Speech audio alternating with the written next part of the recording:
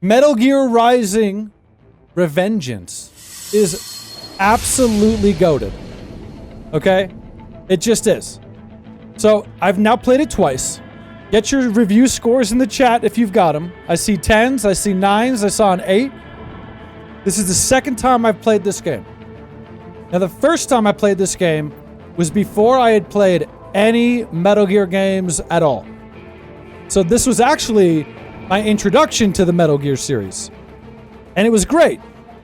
And then I let some years go by, and within those years, I played most of the Metal Gear games for the first time. I did 2. I did 3. I did 4. I did 5. And I loved them all. And then so I circled back and just did Metal Gear Revengeance again. And it was even better this time. The first time I played it on normal, this time I played it on hard. It was even better this time, with the context that I had from the other Metal Gear games now. I still didn't really know what was going on with a lot of stuff, but just being able to recognize characters and little references made the experience better. And you know what? I'm shocked at how good this game is for being 2013. If we're talking about hack and slash games, this is easily in like the top 5 or top 3, right? Like, come on. What do you think? Vindacti with a 10 as well. Tembo with a 9. It's got to be like up there in the top echelon of hack and slash games. But here's the thing about it. Obviously, the most alluring factor is the cutting mechanic. The whole thing where you can move the blade and cut anything, and like 90% of the stuff in the environment is cuttable, and it's just so good. But what's so good is it's not just like a gimmick. It's a whole part of the gameplay where you gotta cut him and pull the spinal cord out to get health back, and then the boss fights where you gotta line it up like you just saw me struggling with Senator Armstrong. But it's like a part of the gameplay throughout the whole game. So, like many things Kojima does, it's not like a gimmick. It's not just like this useless gimmick. It's like baked into the whole core concept of the game. And I think that's so cool. So if we really get down to it, there is still no game at all that has even come close to doing what Metal Gear Rising Revengeance has done. Think about it. Well, it wasn't Kojima, but he did oversee the project from what I understand. He was a part, somehow. I know it was Platinum and Kojima Productions, right? So anyway, whatever.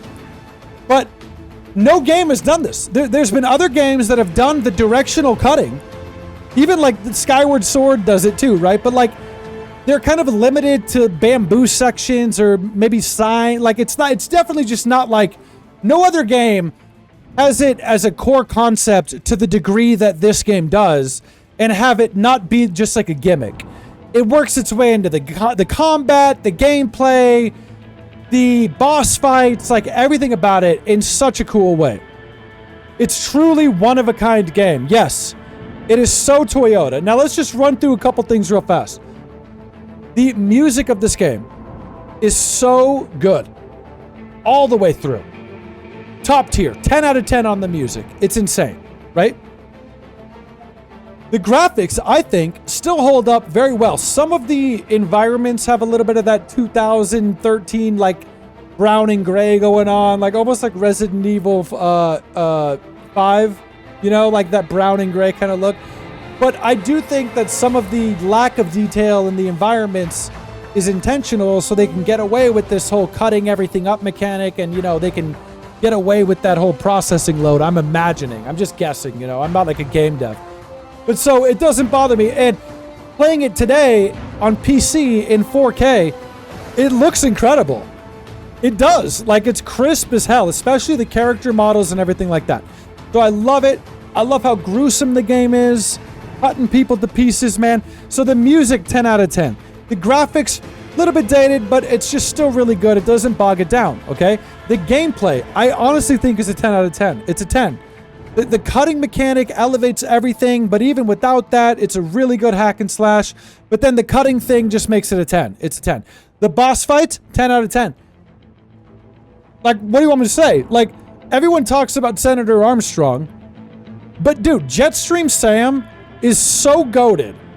The whole setting on the side of the highway with the sunset and the music, it's so good. It's so memorable, right? Senator Armstrong, absolutely legendary boss at this point. Both times I have played this game now, he has kicked my ass up and down. He beat my ass a bunch on normal, and he beat my ass a bunch just now on hard. Such a worthy final boss. It's so good. It is so good. Monsoon is an amazing boss. Like, every boss is so good. This game starts off, and within like the first 15 minutes, you've got like heavy power metal double bass going, and you're fighting a Metal Gear. It's insane, dude. It's just so cool. Every time it goes into that kill mode where it's slow-mo and you cut them into a million pieces and then they just fall on the ground. There is just no experience like this game, dude. There's no experience like it. So I only have a few minor complaints. Seriously, okay? You're gonna think I'm gonna complain about the precision cutting because I just died a million times at Armstrong, but I'm not gonna complain about that. I do like it even though it's hard, okay?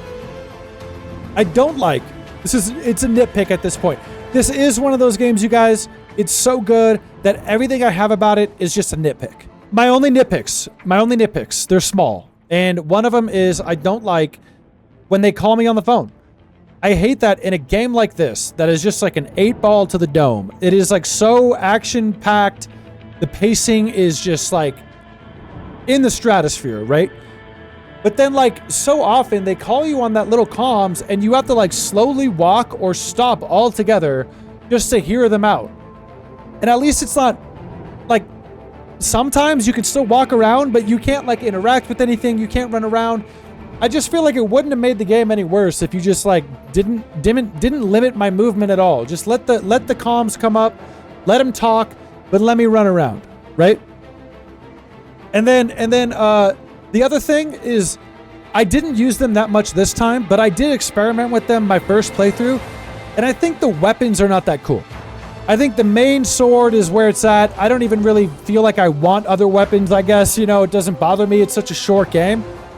But they're not that great. I just feel like compared to other games in this genre where I'm excited to get new weapons, you know, like Ninja Gaiden games, I'm excited to get a new weapon and try it out and upgrade it.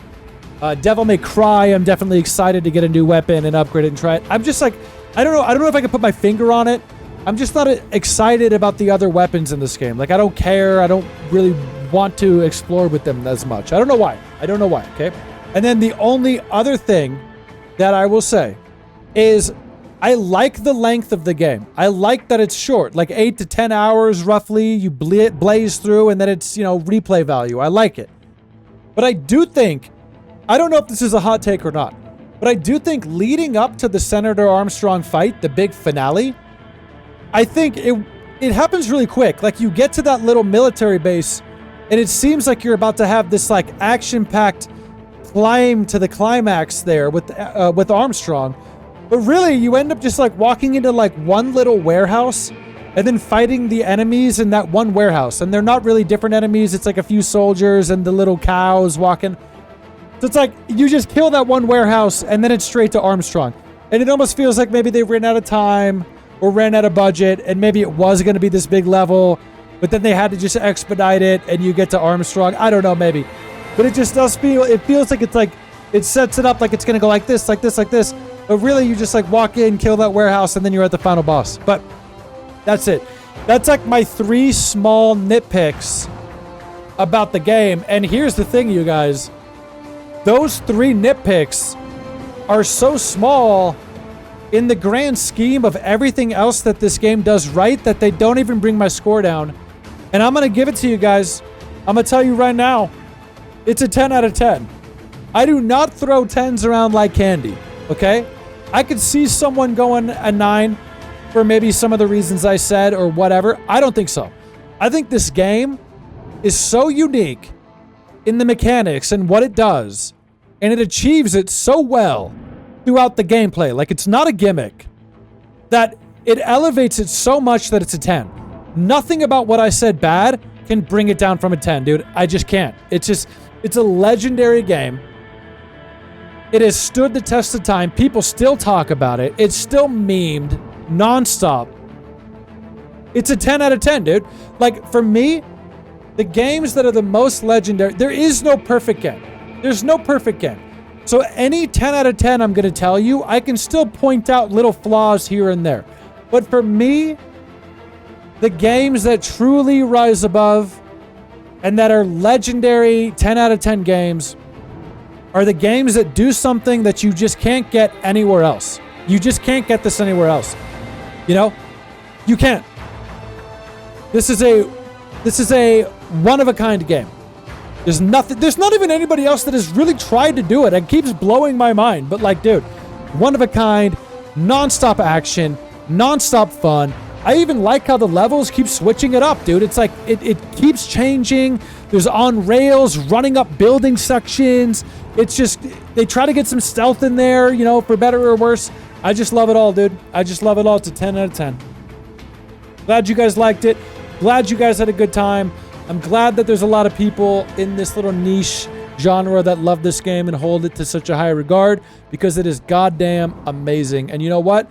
I'm so happy I played it again, and I'm so happy that I played all those mainline Metal Gears before playing it again, because it just made it that much better, bro. Even the little robots with the 3 hands I had never seen before till I did 4, you know what I mean? So like all these little things throughout the game were just better because of my context now. And man, I just have come to love Metal Gear as a series so goddamn much. It's like in a top 5 series for me, guys. Love it. Love it. I cannot wait for Metal Gear Solid Delta, the remake of Snake Eater. I'm going to be getting and playing that day one, you guys. All right? But thank you, guys. Thank you, guys. I just hope we get some more creative games like this in the future of this genre, you know. Step outside the box a little bit. Get creative with it.